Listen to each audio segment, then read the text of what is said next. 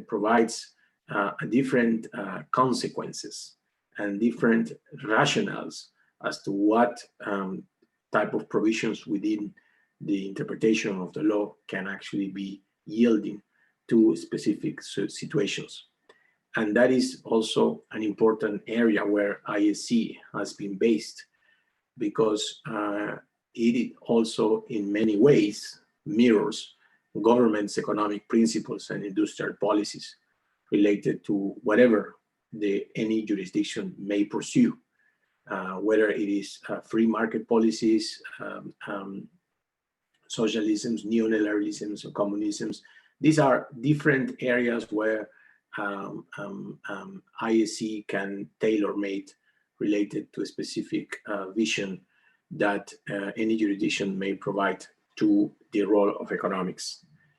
But in the definition of ISC in general, we have that we can talk about different areas in which ISC operates together with specific outcomes. And these outcomes can be related to, for example, the promotion of foreign trade, access to markets, international markets, the credit relations, even bilateral, regional, and international cooperation between countries, for example, in providing a specific type of resources to their economies for economic development activities. And of course, it could also provide a specific type of provisions related to the way in which extensive and scientific technical cooperation can be embedded. As I said earlier, there are a vast amount of international actors nowadays. And when I would be talking about international actors, we also talk about the huge fragmentation that we have seen so far when it comes to international economic cooperation, geared by international development partners. But the traditional ones, at least to the ones that we have seen so far, are related to, of course, the UN system organizations. Some of them, for example, in the area of international economic cooperation are more salient. For example, and to start with the World Trade Organization, the WTO, but also my own organization, UNCTAD, deals with a multilateral platform where using an intergovernmental machinery for open dialogue between states on certain matters. So this still proves, of course, there's a difference between WTO and UNCTAD, because WTO, as you know, it's a multilateral-based system that are, of course, based on specific rules that can be enforced through a dispute settlement understanding.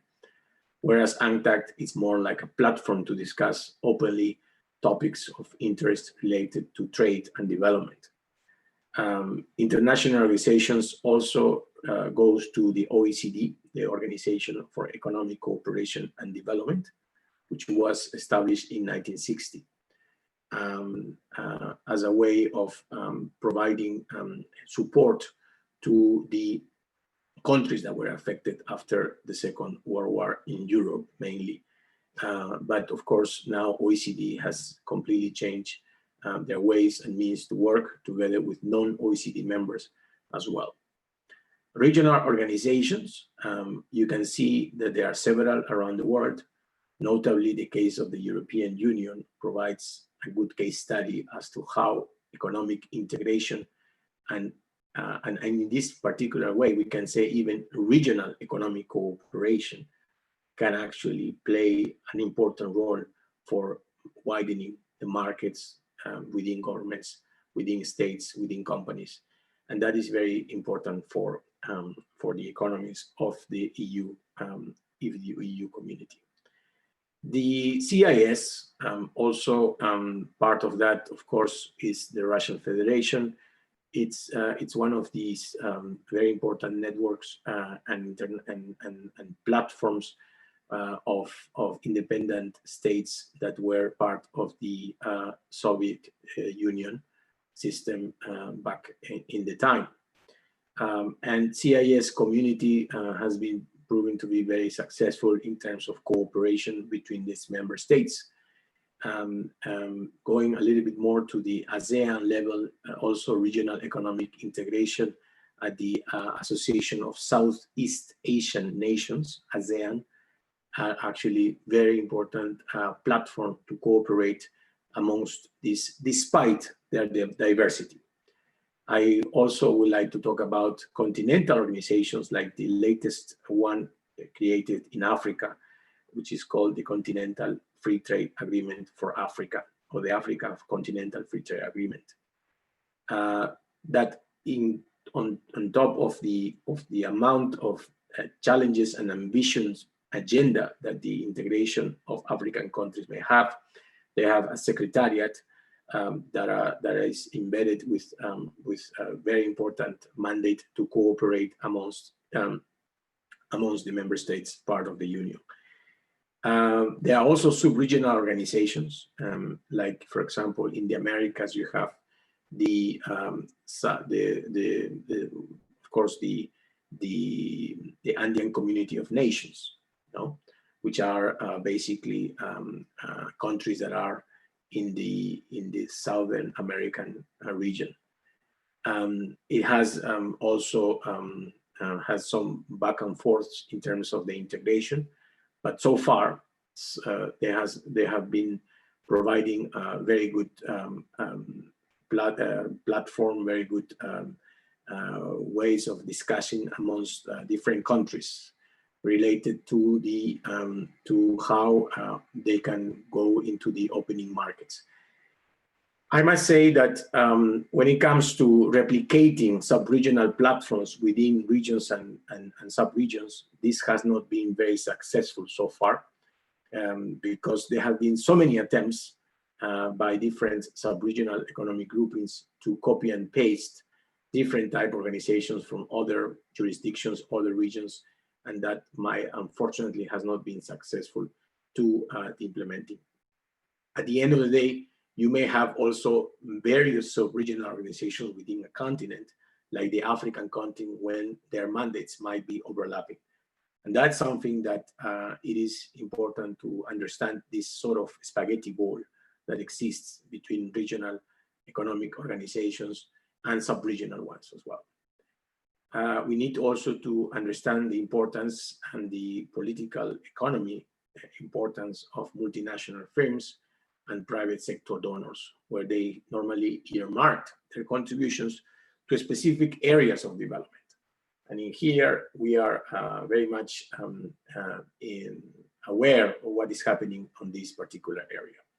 Last, but not certainly least, is the Silk Road economic belt, which is something that has been heavily promoted by China to understand, extend their support for public infrastructure projects around the world. And this is a huge economic cooperation effort at the I would say at the global level, from the Chinese government to the world, to support the efforts of different governments and private sector entities in building infrastructure around the world. So I just would like to talk about what would happen if there will not be in a scenario of international economic cooperation. I mean, what will happen if we have a world economy full of protectionism measures? What will happen when you don't trade with your partners? What will happen when you start providing specific type of trade wars between countries? What could be the outcome of all this? And there's unfortunately a trend, even before COVID-19, of populist protectionisms around the world, notably when, for example, the case of Brexit has sparked different trends in the world provided by this type of protectionism. And that, unfortunately, it's already exacerbated by COVID-19, and we will come back to that as well. But it is true that when you start using old instruments to stop trade, which means basically to impose additional tariff barriers to the global export restrictions, there is an area where you start seeing that the World Trade Organization rules are no longer important. And to some extent, this has been the trend. As you know, and it's public information, the WTO is suffering a very important and unprecedented crisis, even before COVID-19, where the dispute settlement understanding is at halt. There are also negotiations that are not progressing in the different areas of WTO, and member states, unfortunately, cannot get together in providing specific type of a way forward in terms of the negotiations and the bilateral and multilateral negotiations on trade.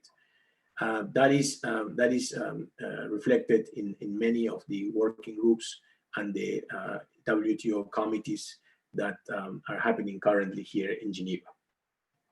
So as a result of all this, you may have capital flows being restricted, and probably investment and FDI, or foreign direct investment, of developing countries that where they much needed this might be at stake here. And we don't know exactly where it's going to stop this. Developing countries need to have, and they are in need to have this type of important flows for investment, and that's something that might not be the case, and it's not being the case in many developing countries around the world. To just go back to the discussion, we have seen, of course, despite all these challenges, despite all these problems that we have seen so far, we have seen extremely big efforts from different member states, from different countries, to call for more cooperation, to be together, to work on the basis of solidarity. But still, it is an important area where much work needs to be done. And I would say that there are, of course, advantages that you can see, and let me just share with you a pre-COVID-19 scenario and post-COVID-19 scenario, where you can have this type of analysis as well. The way I see things is as follows. We are talking about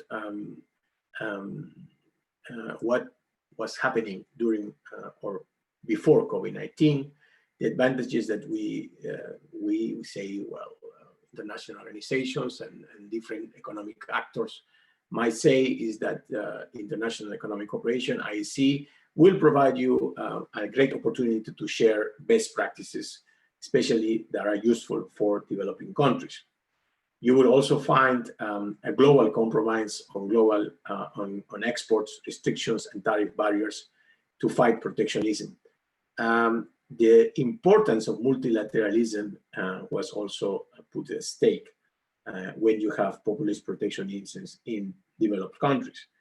So pre-COVID-19 efforts were already to coordinate particularly what will be the financing and the debt restructuring that developing countries might need to have some cushion when it comes to the economic recovery in some countries. I'm even talking about pre-COVID-19. And when it comes to post-COVID-19, you may have an alleged lack of IEC, because it is true that during the pandemic, many countries have actually been very busy in dealing with domestic pressing needs. You don't really have the time and the resources to think about international cooperation as such if you are already embedded with such a big big issues and big problems related to COVID-19 when it comes to health and to primary needs of your people. And that is something that unfortunately has happened, despite the fact and efforts from many countries to go forward on this. What is going to see is that, unfortunately, the domestic focus would lead inevitably to global contraction of the economy. And it will have a definite impact on the investment. As a matter of fact, the UNCTAD Secretariat has released many reports on that particular issue. And the investment, World Investment Report of UNCTAD has actually predicted a high decline of investments around the world, not only for the developing countries, but to the whole world. And that also leaves us with challenges related to how to restart or reset the global economy. When we have a lack of trust in globalization, when there is an industrial shift from developing to developed other countries, when we have leading to opportunities to foster regional economic hubs. In this particular area, you may have been encountered with different topics that developing countries and the global community would actually try to see that ISC might actually be even more important than before. But with the machinery, the institutional framework that is out there, even before COVID-19, I will have my personal doubts as to how much ISC can provide positive results to these problems. First, we will have to restructure and revisit the institutional machinery because somehow it's not working.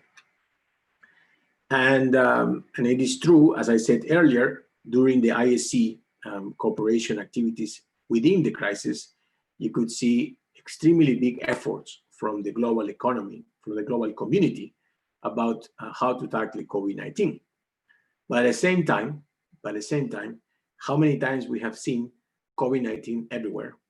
How many times we have seen describing what COVID-19 will do, but then, and also describing what are the measures, and those measures are notably domestic measures. We have not seen, even within Europe, coordinated efforts or coordinated responses, because every single country has done what they think was best to undertake the response to the virus. I just give you an example. In Switzerland, perhaps, you have the responses to COVID-19 that started in March, and by mid-May, they reopened the schools for children. But in other countries, they did not do it. And there was a research carried out by the Swiss government to say that children were not the vector of COVID-19.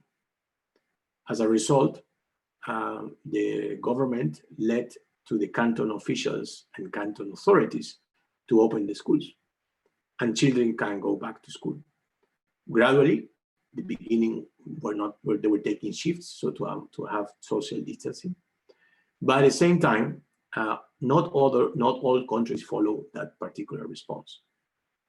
The question is whether the study made by the Swiss government about children not being the vector for COVID-19 contagious diseases was right, was sound or not. So why not other European countries follow that lead if the Swiss government already made that study available?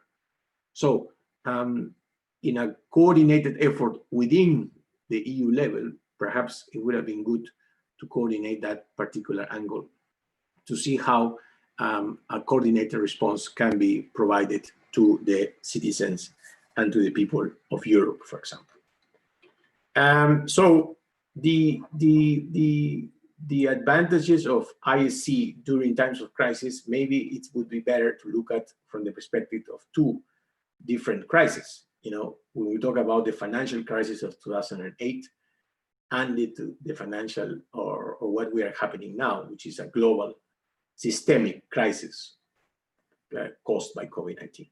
So let's look at the advantages of IAC at the 2008 financial crisis, which was also global.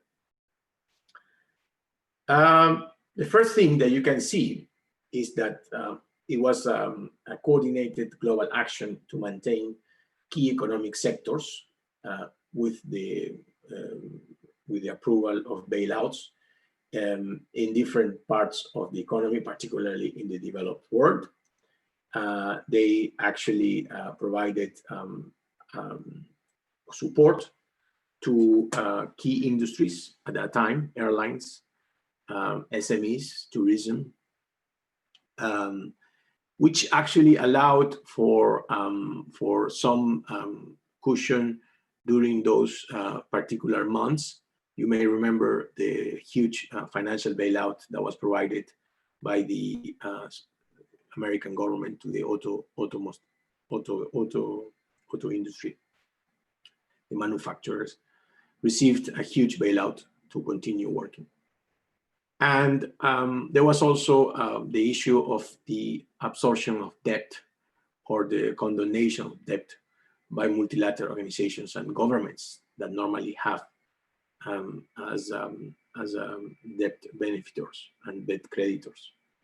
You had, despite, of course, public opinion against that, perhaps within the EU, you had some governments like Germany or France trying to help the Greek people, the Greek government, related to their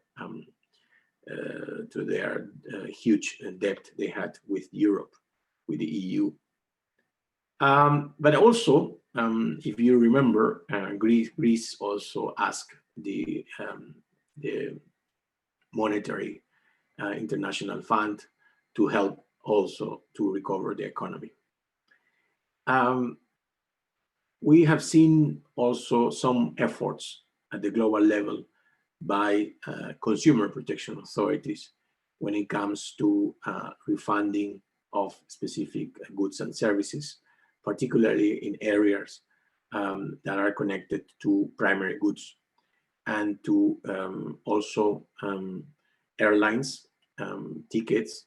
But this was, I think, not a comprehensive effort by all countries. It was led by some key developed countries that were part of this problem.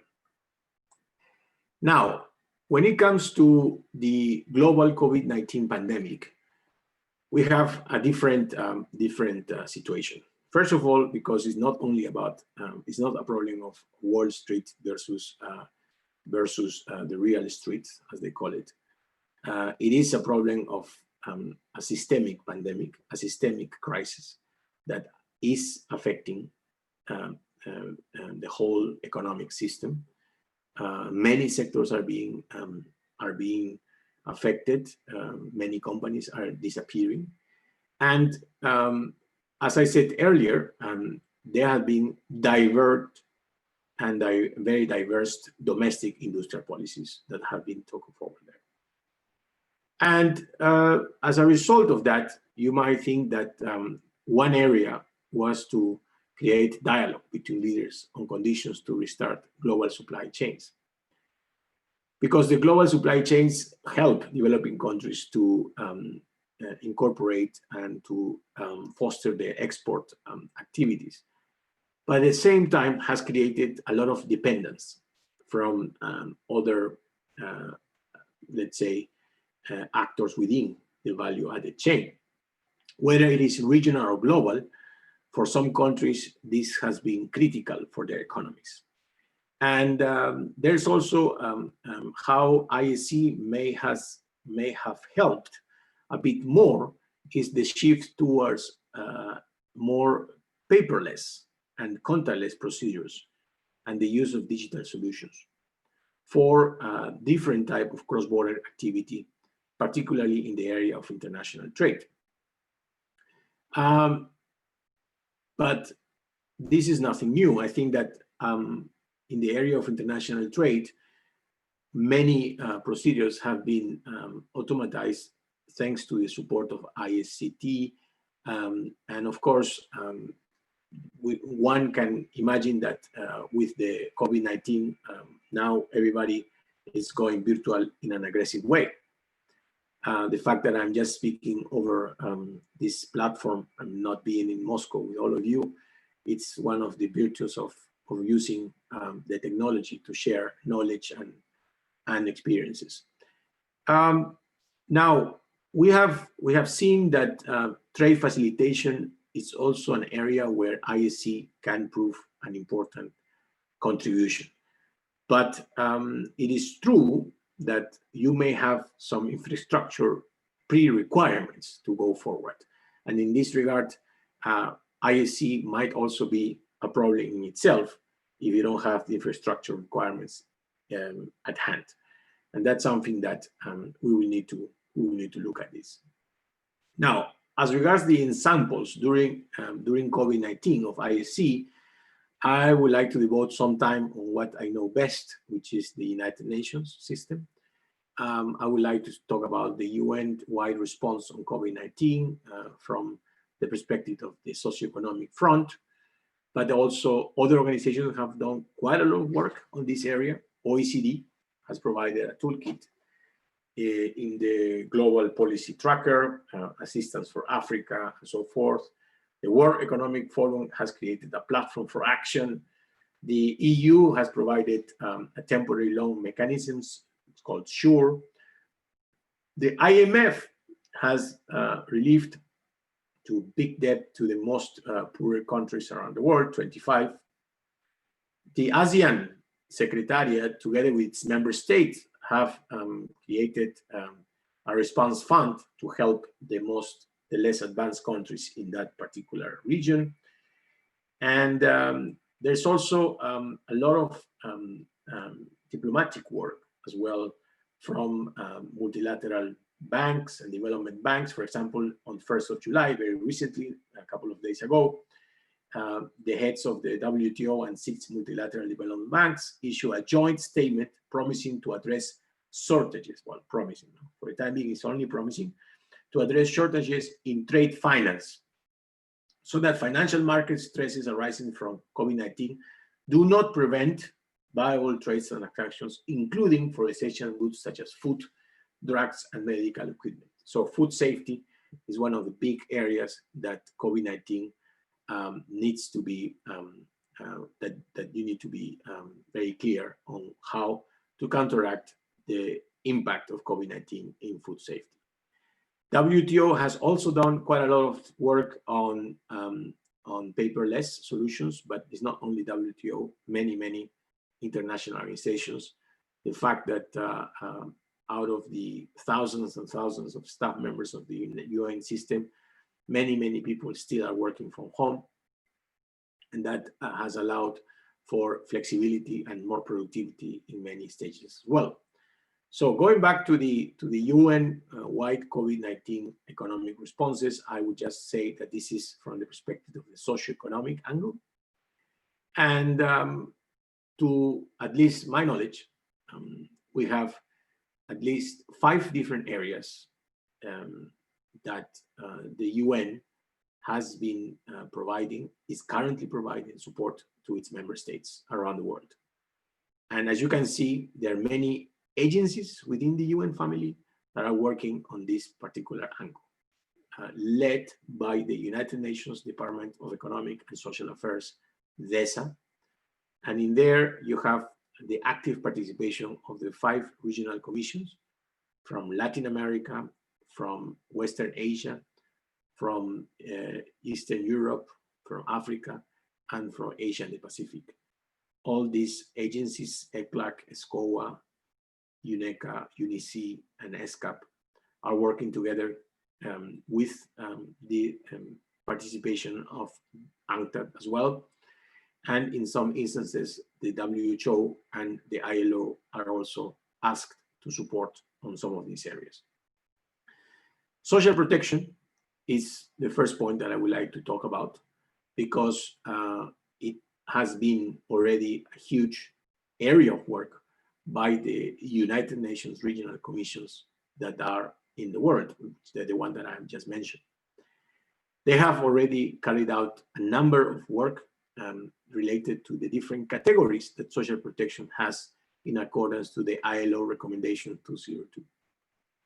There is an area that regards to social insurance, assistance, social assistance. There are non-contributory measures, contributory measures. It depends on the categories, but each of the regional commissions have its own trackers about the measures that governments have been carried out during COVID-19.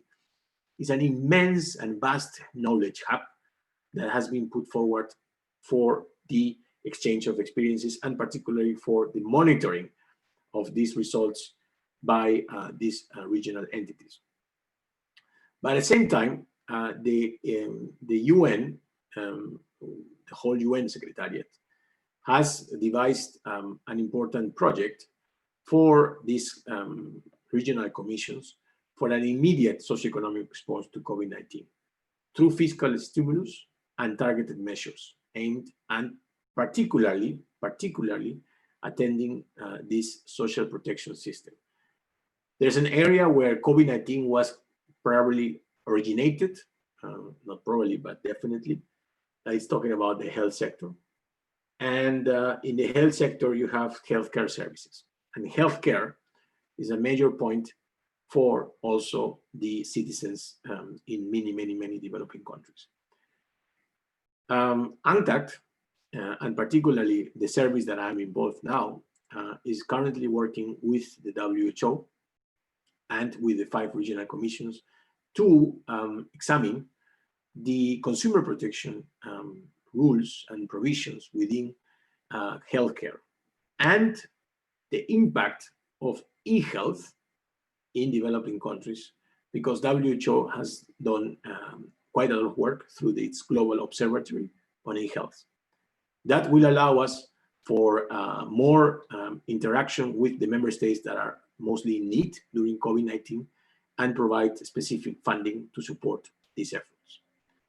The second project, which is equally important, is to support micro, small, and medium enterprises, which accounts for more than 90% of the economic part of developing countries. There is a very ambitious project by the United Nations system, again, together with the regional commissions, to support the efforts of the promotion of SMEs during and post-COVID-19 in the economic recovery. UNCTAD is also involved in this with the Centers for Entrepreneurship that UNCTAD has carried out and has established in more than different countries in different regions around the world. And to the service that I'm involved, since I'm working for the competition policy branch in UNCTAD, we are also involved in this project because we are examining the role of competition policy in promoting SMEs during COVID-19. And there is going to be a report being published very soon, where we will use it for our advisory services and technical assistance to the member states that are much needed for this particular purpose. The third point is trade facilitation. As I said earlier, since COVID-19 has heavily impacted value-added chains, global supply chains around the world, and the trade connectivity, we will need to make sure that we need to ensure, let's say, transport and trade connectivity through operational borders, law of goods, and contained spread of virus. I would say that to my specific knowledge, I'm not personally involved in this project, but international trade through maritime services and trade facilitation is a huge area where many countries will need an important help from the UN and from other economic actors as well. The fourth area is monetary measures. And again, it is to facilitate the socioeconomic recovery through mobilizing financial resources and instruments in developing countries. We just heavily talked about how ISE has been impacted by the crisis and how monetary measures and fiscal measures would be very important area to counteract the harm that COVID-19 has created. We have already said earlier on the issue of debt, on the lack of investment, and the decrease of foreign capital amongst and within developing countries. South-South cooperation, it's also very much hampered in this regard. But there's also an area that we cannot neglect, which is heavy unemployment rates and the high informality that you may have in these countries. As a result, we are also having the 5th area, which is the urban resilience. How to strengthen that resilience because COVID-19 has more impacted urban areas than rural areas, as you may imagine. In many parts of the world, the concentration and the density of population in urban areas, that's where COVID-19 has spread easily, less so in urban areas. And that is something that, of course, we will need to take into account. So we are working on increasing policy coherence towards sustainable urbanization, frameworks through interregional cooperation for the implementation of the new urban agenda, which is something that is currently working in the UN. Now, looking just to the end of my presentation, I would like to talk about the challenges, the current challenges of ISC. We already said somehow earlier about what was happening pre-COVID-19. And now, with the original fragmentation of IEC and the increased arbitration on some areas, there's also already the traditional topic pre-COVID-19 of the lack of absorption capacity by beneficiary countries for IEC assistance. So many countries receive so much assistance. There's an abundance of assistance to the countries that probably they need perhaps a bit less, but those countries that need more might have less assistance, and that's where the absorption capacity will also be another problem. There's also issues related to domestic industrial policy considerations, and I would suggest that those areas might be exacerbated to a larger extent during COVID-19 and post-COVID-19. Unfortunately, there's a persistent lack of necessary consensus and coordination between states. I said this repeatedly during my presentation, to engage with post-crisis challenges. And as a matter of fact, this is an area where countries are working very hard to reform some areas of the United Nations as well, for an alliance for multilateralism's informal network, which are led by some countries like France and Germany. But it is not just that would be something that would be challenging itself. How we can also understand the economic recovery hidden agenda of many countries around the world.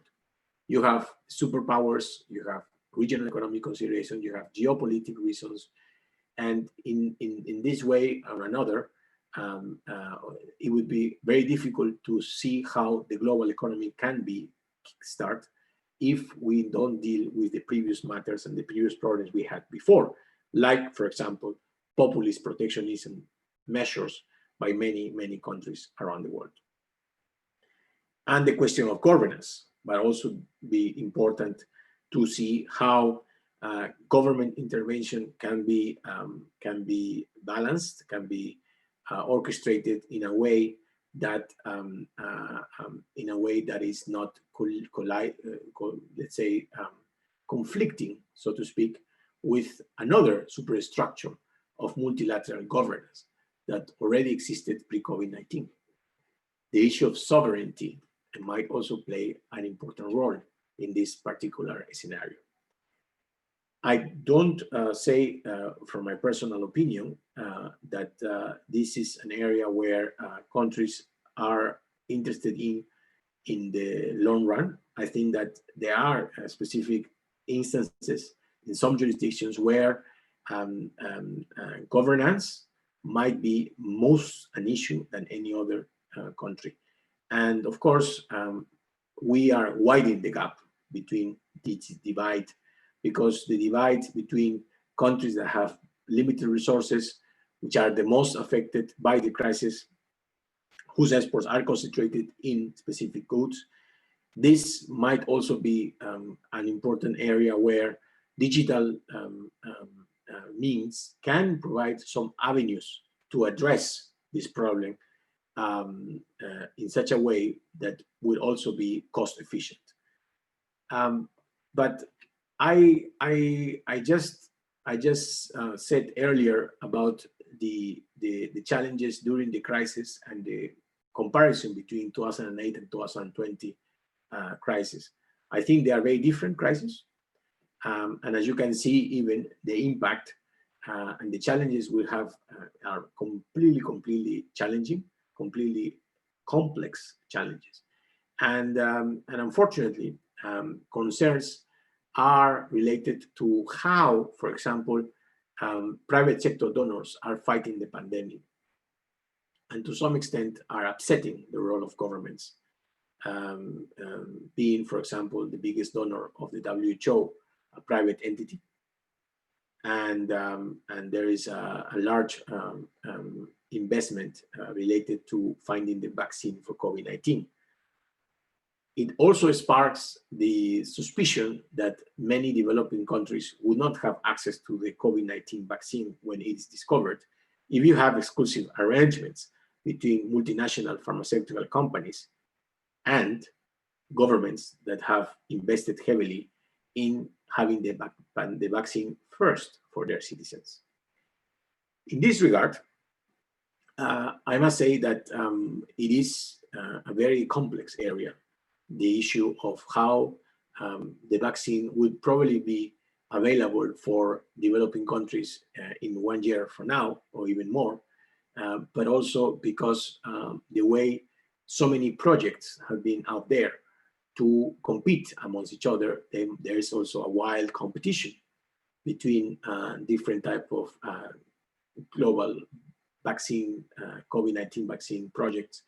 And there's a lot of pressure from governments to find the vaccine because they want to reopen the economies. So it is an area of where ISC might clash upfrontly, where ISC would have, at least to my point of view, a big time to make sure that global cooperation is taking place. And just to add to the situation, and I don't want to be so negative on this, but it is true that COVID-19 is continuing disrupting global supply chain in many respects. The decline of airlines industry is documented by 90%, even more, around the world. This is the first ever seen crisis that has impacted so much the airline sector, due to the fact that many now so many airline companies are even disappearing, despite the efforts from some governments to help their own national airline companies. So in a way, we are talking about a huge problem when it comes to how ISC could be triggered, if you wish, during this pandemic. There are more here, as you can see in my presentation. The pandemic is also a reminder of the world's interconnectedness that stresses the need to maintain stable and open supply chains to ensure the transmission of essential goods. Here we're talking about mostly affected regions like the Africa region, where despite the fact of this year actually was the sign of the African Continental Free Trade Agreement, how much disruption has created COVID-19 to actually completely change the agenda of the Secretariat and the member states of the African Continental Free Trade Agreement. The funding reforms in developing countries in a time of lesser solidarity sentiment, it's also another problem. Developing country fortune needs include achieving greater diversification, improving resilience, and modernizing manufacturing. I think that there will be more pressure on this, and we don't know how much would be impacting those countries that have a very limited supply capacity when it comes to transforming their manufacturing industry into a more competitive one for fighting the pandemic. There is an area where the informal sector will be exacerbated. The underemployment will also be a big problem, and that is unfortunately the case. That leads to the main point here, that unfortunately you have seen sparks of lack of solidarity vis-a-vis global immunization against COVID-19. You have going back to areas where globalization has already undertaken quite a lot of progress during the last 50 years, and then we are going back perhaps in this particular advancement for I would say many years to come. And it is unfortunately the situation of also the volatile pricing of commodities that has exacerbated the crisis as well. I don't want to go much more on this because I think it's pretty negative what I'm saying, but I would like to talk about the future outlook. So, and for that, I finish my presentation. I look forward for your questions and comments if you have any. I would like to talk about 9 different topics according to my reflections today. First, we have seen change in trends in international economy. Airlines, hospitality, tourism, Caribbean, sea trades, everything is changing. There's no going back on this particular way of doing business. The perception of what we had before in terms of going virtual, in terms of providing services that before were not imaginable to be provided by a virtual means. So many actors have changed their views related to the lack of face-to-face meetings, that we are forced to do it now. And in here, we will see more and more the changes, and the new normal will not be the old normal, that's for sure. There is also the trends towards regional economic focus. Yes, unfortunately, multilateralism might not be the best way to go, even though the efforts of many international organizations that work towards multilateral agendas. Countries will probably look at the regional focus, leading to more fragmentation, as I said earlier. And they'll probably be asking a very simple question. They'll say, if I cannot access to the global supply chain because it's being disrupted by COVID-19, how can I transform my own supply chain to be more manageable in my own region? And in here, you might have some answers in the Southeast Asian Nations, Association of Southeast Asian Nations, ASEAN, because they are probably doing something that perhaps will also be not so good for these global suppliers like China, which is basically that, okay, the supply chain has been broken because of COVID-19, and we will need to tackle this because we still have the needs. How about going back to our own region and make sure that our supply chain is working, is being triggered in a most effective way, and probably cheaper than before.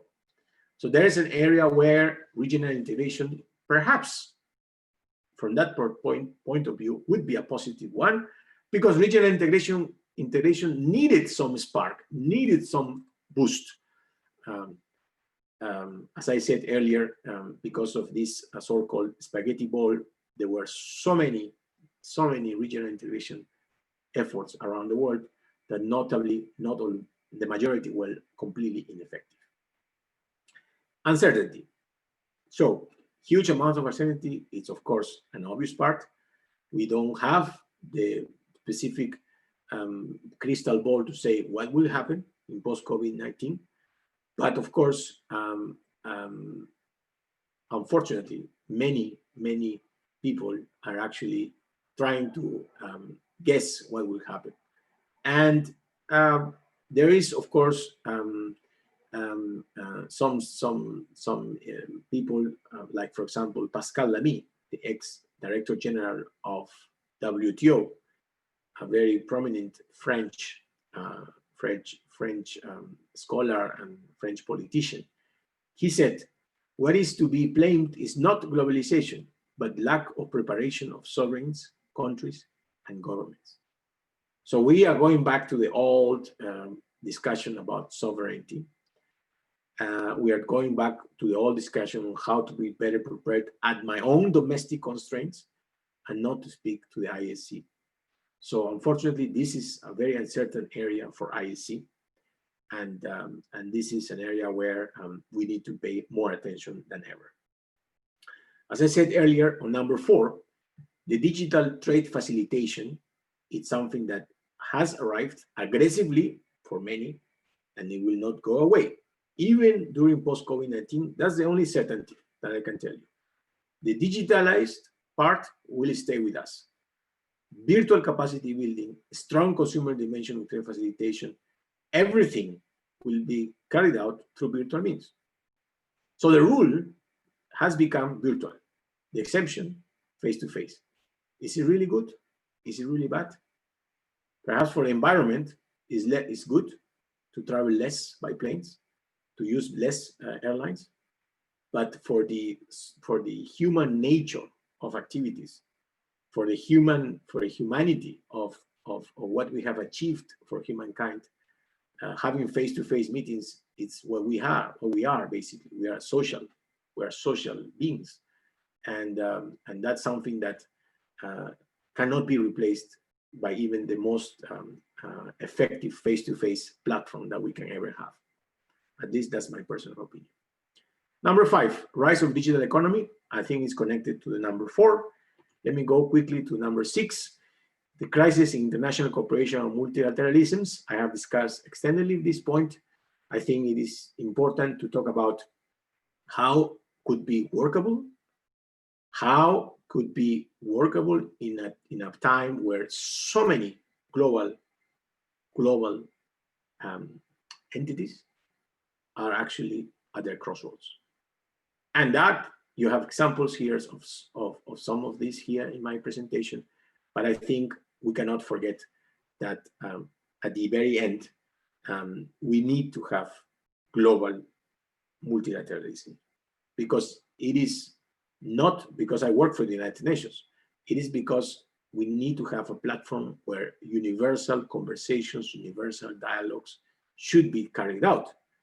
And because we cannot really go back to before even the League of Nations in 1919. I think that we cannot go back to this. We cannot go back to what we had earlier.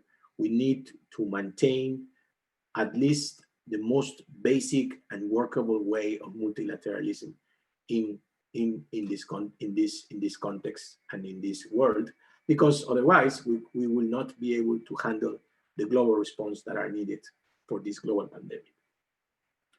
Fragmentation is another area, and I already said that in many respects.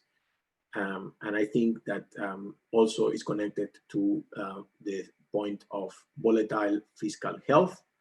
And I give examples on some areas in Latin America and Brazil. Unfortunately, this is an area where you have many sparks of so-called authoritarianism as well. And finally, the new multilateralism will balance linkages between trade and development. Our colleagues from India, they made a seminar recently on multilateralism, and they say that we need more multilateral international cooperation to avoid post-COVID world, to become the law of the jungle, something that we said earlier. move to facilitate imports, including products related to COVID-19 and more open trade policies across sectors. But the question would be how to go through the reform of the WTO. Because the WTO needs to be there, but perhaps we need a new WTO. We need to revisit how WTO is governed, how WTO operates, and how member states can actually be more active in reforming this very important organization for the benefit of global trade, for the benefit of global multilateralism. Because at the end of the day, we don't want to have international cartels flourishing that we had pre-Second World War, where many countries were actually supporting international cartels, where many countries were actually saying that the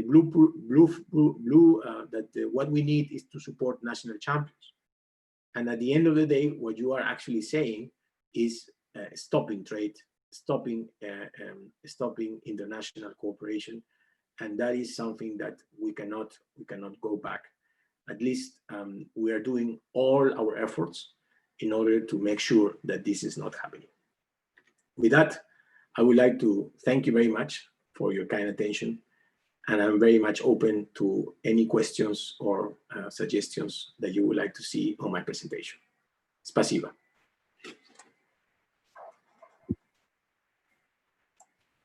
Thank you for your presentation, Pierre. And I have one question. According to challenges for international economic cooperation and future outlook, what is the main goal of UNCTAD, in your opinion? Could you please repeat it? I did not understand. Could you please, I did not hear very well. Of UNCTAD right now, what the organization should do? The UNCTAD, you mean the UNCTAD, where I worked? Yes. Yes. Yes, I mean, we are, as I said, we are an international organization, part of the UN Secretariat, and we are working on trade and development. So much of the things that I have said in my presentations are actually carried out by UNCTAD, the United Nations Conference on Trade and Development. But you need to understand that UNCTAD was formed for developing countries in the 1964, after a convention on international development in Cairo in the 60s. So it has been promoted also by the idea that developing countries should have a forum to discuss development concerns related to how to be integrated to international trade and global trade. So UNCTAD has been there to support developing countries in many respects. And the review conferences and the ministerial conferences of UNCTAD have actually been very open to support the development of all governments, in particular when it comes to the crisis. So the Secretary General of UNCTAD in 2008, at that time, was Dr. Supachai from Thailand. He predicted the financial crisis even before it happened. And he also devised a number of activities for developing countries to alleviate the impact of the crisis at that time. He also, as part of the cooperation he had, because he was Prime Minister of Thailand before, he also found an institute in Thailand, which is called the Institute for Trade and Development, which is running in Bangkok. So we have actually worked together with so many countries around the world to help the alleviation of crisis. And that's what also we're doing now. But as now it's more like a systemic crisis, if you go into my slides on the UN response, it is not an effort only of UNCTAD, but of the whole UN system to orchestrate a UN response to the most needed countries in the world, because they have been impacted by COVID-19. And there were 5 areas: social protection, There were, of course, SMEs, fiscal monetary unions, and also related to trade facilitation and urban resilience. So these are areas where you impacted directly.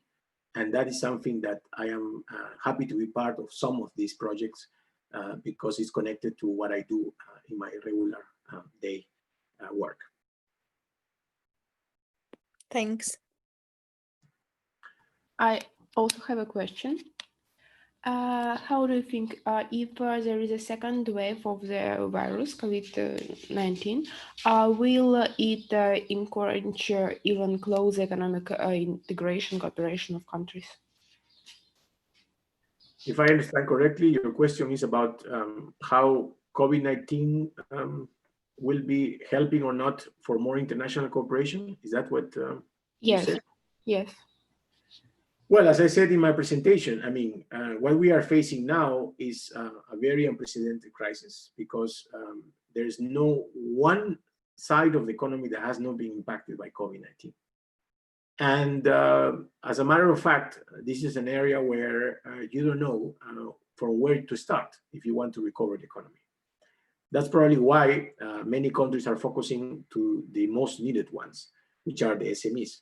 So once they are more, let's say, attentive to the fact that developing countries will be, let's say, focusing on their most impacted sector of the economy, informal sector, SMEs, then perhaps cooperation can also lead to some sparks of additional positive impact.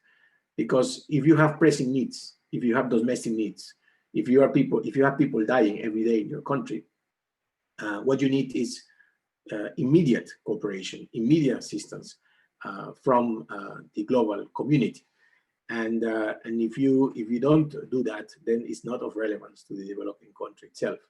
That's probably why we have devised these projects on different clusters, where you have one area related to social protection, which calls about healthcare, with social assistance, social insurance. These type of things are of need of everyday citizens in the countries. And working with regional commissions will allow us more proximity to the member states. And that's what we do.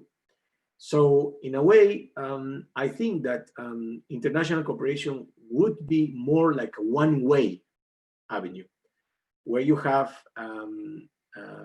let's say, cooperation that comes from abroad to the developing country, and less so about countries on the same level of development cooperating to each other, because they are focusing now, as we speak, in their own pressing needs.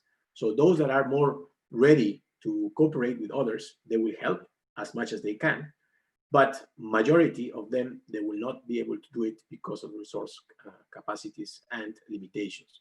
And that's something that I think that until we are not flattening the curve of the pandemic, we will not be able to do anything like that. Thank you.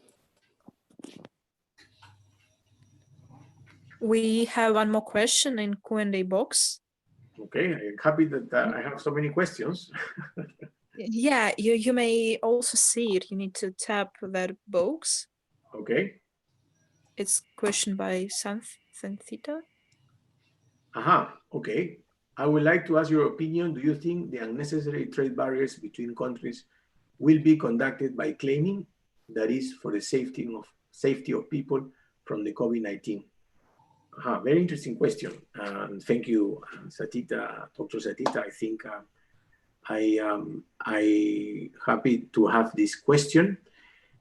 First of all, when we talk about trade barriers, and when we talk about trade barriers in my presentation, we were discussing about the traditional trade barriers, but there are different types of trade barriers. We have the trade barriers that are non-tariff, and they are the tariff barriers. I think that countries are more going to tariff type of trade barriers because these are more imposable in many respects, and because this doesn't necessarily need additional government internal coordination to create NTMs, non-tariff measures.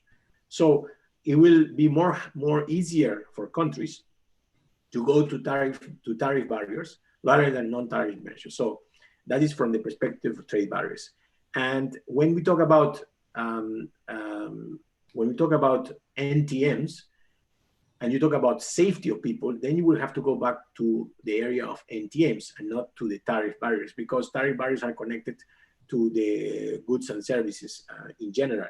But if you're talking about specific phytosanitary measures that are connected to the safety of people, that's something that was already happening beforehand, was already happening even before COVID-19, when WTO, NTM, and phytosanitary measures at the level of WTO were discussed.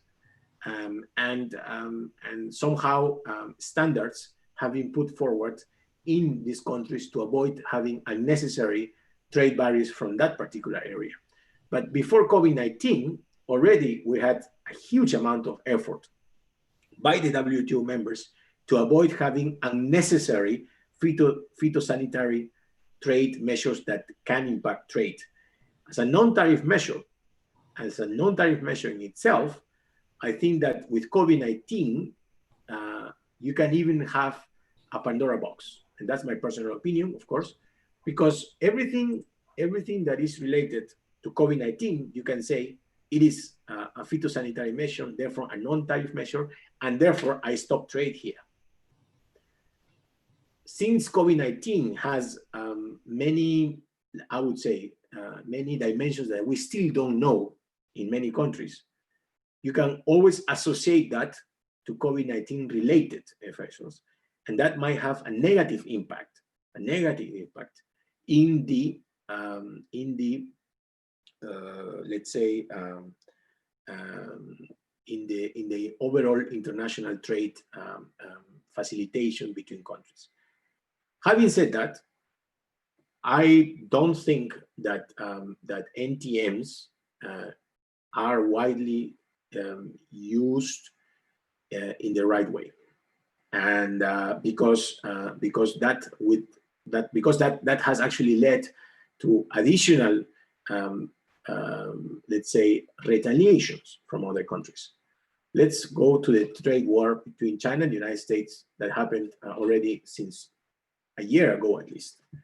What happened with that? You led to different areas in which you retaliate in one sector, you retaliate in one product. They think that by imposing tariffs, who actually loses more? Is it the first one who imposed the tariff or the recipient country? I think in general, if you go to the assessment on what is happening now, and because of the uncertainty of COVID-19,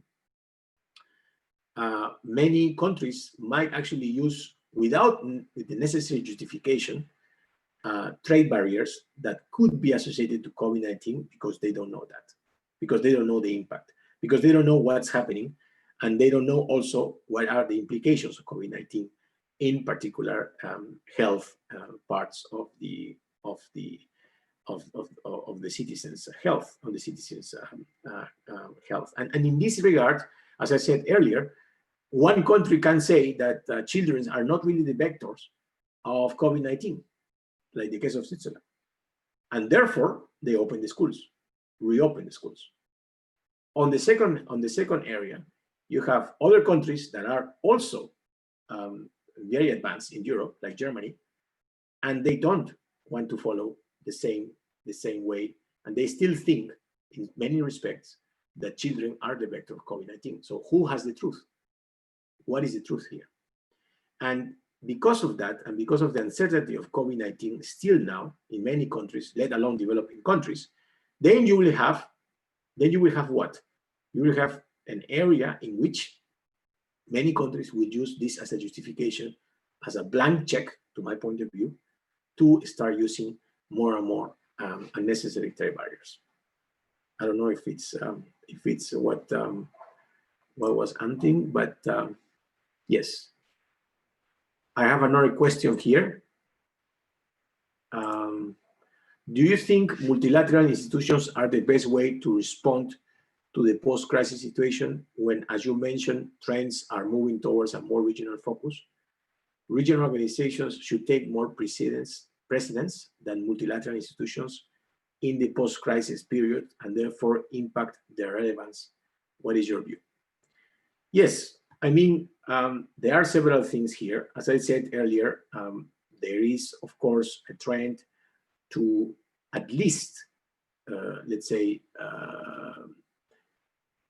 that countries will say that if I cannot access to the global supply chain, as I said earlier, I may go to the regional supply chain that is available here. And if regional organizations can provide an answer for you, they will take it. I think that in some specific areas, regional focus would be more useful and would be more close to the country. In other focus, in other areas like peace and security, multilateral organizations and multilateral institutions would be more important. And in here, I'm thinking about other areas. I'm talking about humanitarian law, which are not connected to what I said today. But I think that multilateral institutions still have the place to work forward on this particular area. And as I said earlier, the WTO, before COVID-19, was already impacted by a heavy reform. But let's use this opportunity of COVID-19 to expedite the agenda of reform, the reform agenda of WTO, by having a more precedented, a more active way of revisiting the sensitive areas of WTO, like the agricultural part, the agricultural, the heavy procurement, the heavy rules or the single undertaking to which countries need to adhere when they're part of WTO. I think that multilateral organizations of WTO should be there, but in a reform way. And of course, in the current reform of the United Nations system goes towards this, you know. There is 3 different areas in which the UN has been reformed. I didn't say about that in my presentation, but I think that the UN are going into different areas. The first one is the way it develops the development cooperation assistance. And in here, you are talking about delivering as one. You're talking about creating more and more UN country offices that puts together all the information that UN entities can provide to the countries and put it in an orchestrated way. So they have hired different offices. They have hired people to deal with this area, more substantive offices than ever. The second area is about the heavy bureaucracy of the United Nations, that I think is also getting better, being part of the system. And the last area is on humanitarian, you know, and this is an area where we need to also work quite a lot, because the peace missions of the United Nations is the bread and butter of the UN system. So we need to have this still, and regional organizations, yes, should take more importance in certain areas for quick recovery, for example, SMEs or these type of things in post-crisis, but cannot be replaceable to international organizations or multinational institutions. That's at least my take on this. And there's another question that I just saw here. Do you think we are seeing in the pharmaceutical sector a signal that international economic cooperation should be reviewed, taking into account the increasing role of private actors and their weight in multilateral institutions? How to balance private sector involvement and transparent multilateralism to respond to global crises without differentiating between developed and developing countries? Well, this is a very interesting question. Thank you for that. It leads me to what I said earlier on the private-public partnership that should be fostered in many ways, particularly because we are talking about international economic cooperation. Who are the most important actors in international cooperation, or the traditional actors? We're talking about states, but this is not so now.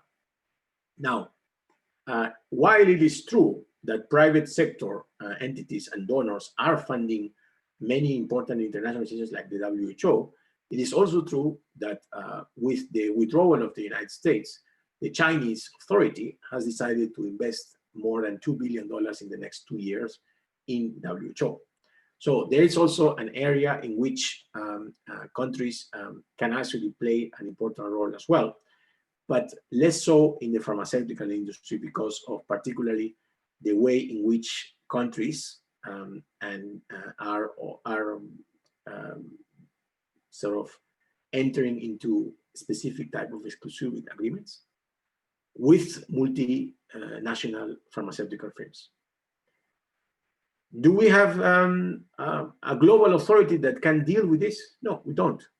We don't have a global authority that can say that these exclusive arrangements might lead to some sort of, let's say, collusion or a foreclosure when it comes to get the vaccine of COVID-19. So I guess this is an area where there should be more coordination between private and private and public entities, and I hope that this is going to be the case because what we will see otherwise is areas in which many citizens of the world will not be able to get a vaccine, for example, when it's discovered and when it's tested. Even when it's tested, we have to see what are the results of the vaccine. So that's why I was saying that to get a vaccine available for the world, we need to wait at least for 1 year or more. Having said that, the question reflects another problem as well, because the increasing role of private sector actors and their weight in multilateral institutions, it is actually a way of saying the following. Development cooperation partners, already before COVID-19, provide two different types of contributions to the United Nations, for example. Earmarked contributions, that means that you have specific type of activities that you need to do because that's the interest of the donor. Our general pool fund activities. Now, earmarked has become the rule, contributions. And therefore, you cannot really neglect on that. You either do that or you don't receive the funding. However, with their efforts of the United Nations system, they created the development account, which is a pool of funding that comes from many countries, and then that gets diluted. So then it is the UN Secretariat who deals with this development account funding. And in there, you can actually create a sort of different sense of priority setting. And as a result, you are not having earmarked a specific project where the donor might orchestrate whatever the international system should do, but also because it is important for the UN to have the independence that is needed. That's part of the UN Charter. These are traditional actors. The non-traditional actors, which are basically the NGOs or the global NGOs that work in this field, of course, they need that. They need this contribution, and there's no other way they can survive. In this relation, there's less bargaining power to do so. But at least in the United Nations system, what we have is the possibility, and with this new COVID-19 arena, there is a lot of savings that have created because the UN staff members cannot travel. And because they cannot travel, there's a lot of savings in terms of travel budget that was supposed to be spent during this year. And because of that, at least in my organization, we are banned from travel until the end of the year. Personally, I have no problem. But what brings us is to redirect this funding to more specific type of aid to some countries. And in this particular direction, we are fostering different ways of working with member states through virtual means. As we speak, we are developing a new system of virtual capacity building and capacity development. And we hope that by the end of the summer, we'll be able to explore that with many member states around the world, to avoid using planes, to avoid using field missions, but to try to be more independent from that particular way, and to redirect this funding to additional activities that we can do in the field. So that's my take of the point. I don't know if there are more questions.